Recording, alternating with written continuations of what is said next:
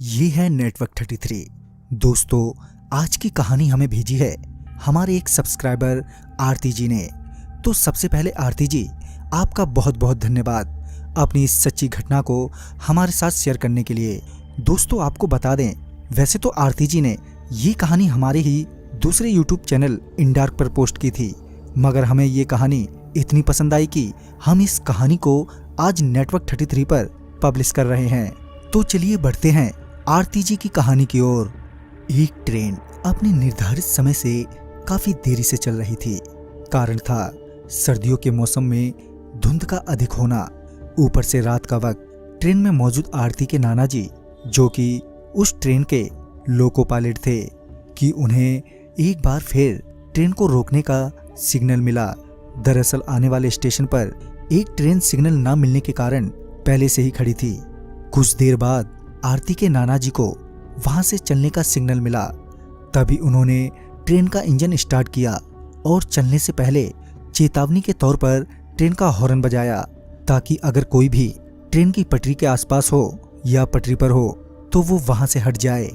3 बार horn देने के बाद वो आगे बस चलने ही वाले थे कि उनकी नजर सामने पटरियों पर गई, जहां उन्होंने देखा कि पटरियों पर कोई लेटा हुआ है।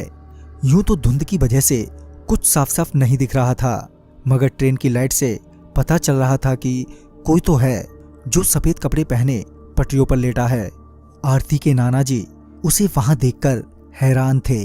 कायदे से तो उसे अब तक हॉर्न की आवाज सुनने के बाद पटरियों से हट जाना चाहिए था, मगर वो तो अपनी जगह से टस से मस ही नहीं हो रहा था। आरती के नाना जी ने ट्रेन के विंडो से उसे आवाज देते हुए कहा, अरे भाई, हॉर्न की आवाज सुनाई नहीं दे रही क्या? चलो अब हट भी जाओ पटरियों से। मगर उनके कई बार कहने के बावजूद भी वो वहीं ज्यों का त्यों ही पड़ा रहा। अब आरती के नाना जी को गुस्सा आने लगा था। वो मन ही मन सोच रहे थे कि कैसा आदमी है ये, इतनी तेज हॉर्न की आवाज से भी इसे कुछ फर्क नहीं पड़ा। वो ये सोचते हुए ट्रेन से नीचे उतरे और वो उसकी ओर बढ़े। जब आरती के नाना जी उसके करीब पहुंचे तो उन्हें पता चला कि वो एक 15 से 16 साल तक का लड़का है। आरती के नाना जी ने फिर से उस लड़के से कहा, तुम्हें मेरी ही ट्रेन मिली है मरने के लिए? ये बोलते हुए आरती के नाना जी आगे बढ़ ही रहे थे कि वो लड़का एकदम से खड़ा हो गया। उस लड़के को खड़ा होता देख आरती के नाना जी भी एकदम से रुक गए। आरती के नाना जी अभी उस पर चिल्ला ही रहे थे कि वो लड़का अजीब सी चाल में उनकी ओर बढ़ने लगा। पहले तो वो लड़का अपनी मुंडी झुकाए हुए आरती के नाना जी की ओर बढ़ रहा था। जब वो आरती के नाना जी के करीब पहुंचा तो उसने अपनी मुंडी ऊपर की तो उसकी नजर सबसे पहले आरती के नाना जी के गर्दन पर गई। वो लड़का आरती के नाना जी की गर्दन की ओर घूर ही रहा था कि तभी ट्रेन में मौजूद आरती के नाना जी के सहकर्मियों की चिल्लाने की आवाज उन्हें सुनाई दी। जब उन्होंने पीछे मुड़कर देखा तो पाया कि उनके साथी उन्हें ट्रेन में तुरंत ही वापस आने के लिए कह रहे हैं। साथ ही वो सारे काफी डरे हुए भी लग रहे थे। आरती के नाना जी समझ नहीं पा रहे थे कि अचानक ही उनके साथियों को क्या हो गया। उन्होंने अपने साथियों को जवाब देते हुए कहा, हाँ हाँ आता हूं, पहले इस लड़के से तो निपट लूं। यह कहकर वो वापस सामने की ओर मुड़े तो वो लड़का उनसे काफी दूर खड़ा था और उन्हें घूर रहा था। आरती के नाना जी का गुस्सा अभी शांत नहीं हुआ था, मगर पहले ही उन्हें काफी देर हो चुकी थी और वो अब और देर नहीं कर सकते थे।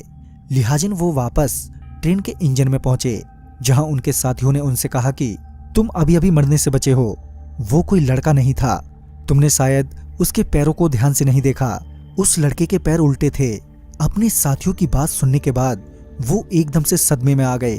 तभी उन्होंने मामले की गंभीरता को समझते हुए तुरंत ही ट्रेन स्टार्ट की और वो वहां से निकल गए। मगर रास्ते भर उनके मन में एक ही ख्याल आ रहा था कि वो तो मुझे कुछ भी कर सकता था। तभी उन्हें ध्यान आया कि वो लड़का उनकी गर्दन की तरफ देख रहा था। फिर जब उन्होंने अपनी गर्दन पर हाथ फेरा तो उन्होंने पाया कि उन्होंने अपने गले में बजरंगबली का एक लॉकेट पहना हुआ है। तभी उन्हें एहसास हुआ कि शायद उनकी जान बजरंगबली की वजह से बच गई। तो दोस्तों, इस कहानी में बस इतना ही। अगर आपके पास भी आरती जी की तरह ऐसी कहानियां हैं तो हमारे साथ शेयर करना ना भूलें। तो मैं आपका दोस्त राजकुमार जल्द ही मिलूंगा। शायद आप ही की भेजी हुई एक नई कहानी के साथ। तो तब तक के लिए बाय एंड टेक केयर।